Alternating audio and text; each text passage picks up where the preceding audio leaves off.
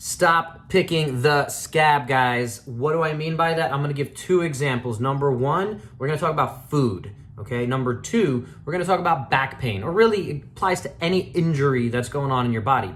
It's all connected, first of all. So once we can heal your gut, we're gonna heal a lot of other components, including your back pain, including your knee pain, all right? So, picking the scab. If you have some back pain, every time you are lifting boxes poorly, every time you are cleaning poorly, every time you're working out or doing a Peloton workout, right? That might be picking the scab. If let's go to the analogy, right? If I had a scab here on my elbow, which I actually did at some point, I don't know if you can see that, a little bit of scar, right? What happened there? I fell down off my bike when I was about 10 years old, or maybe even 8.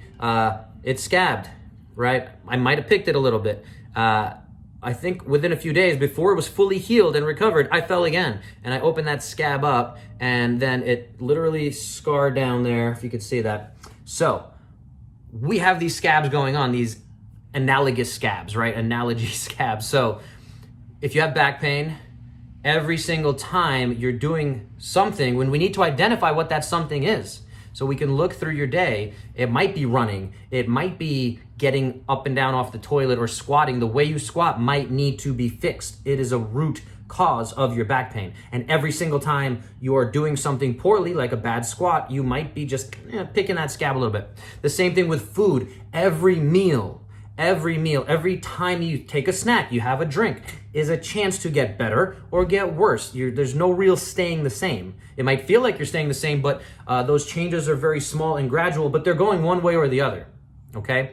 Either you're allowing, by eating the right things, again, and that's a whole different topic, but that's what I'm here to talk to you about on a one-on-one basis.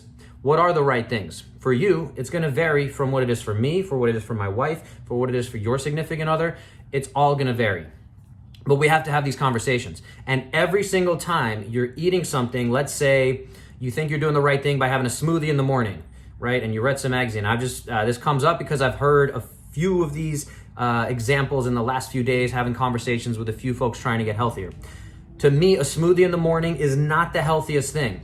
Again, in the grand scheme of things, if you're going from McDonald's and something super unhealthy to a smoothie, you might be making a progressive step. You might be moving in the right direction. And eventually we want to move to the best direction. However, a smoothie might still be causing you some irritation. And in the grand scheme of things, even though it seems like a good thing, to me, I think it's making you a little bit worse. It might be making you a little bit less worse than if you were eating whatever you want to call it, McDonald's or Del Taco or whatever. But the idea is, if it's moving you down, it's taking money out of your bank account, of your body's bank account, right?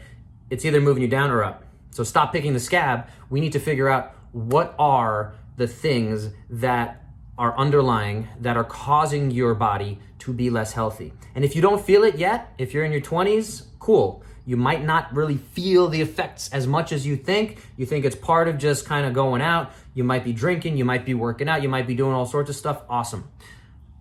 As we get older, and I'm talking about a lot of folks in our 30s and our 40s, this is what starts to accumulate those years, those 10, 15, 20 years, where we're like, I can kind of eat and drink whatever I want. That stuff adds up, and now we have to really hone in and undo some of that damage. So the longer you let this damage you, the more we have to kind of have that recovery time. Just like if you break a bone, right? Depending on the extent of the break, the bigger of a break, the longer we have to have it in that cast. And every single time, again, that bone is in the cast, right? If I start to do something like, I feel that a little bit, it's a little too early. You are, again, picking that scab of the healing bone. So what can we do to get your gut to heal? What can we do to get your back to heal, your knee, whatever's going on with you? We got to talk. So shoot me a message.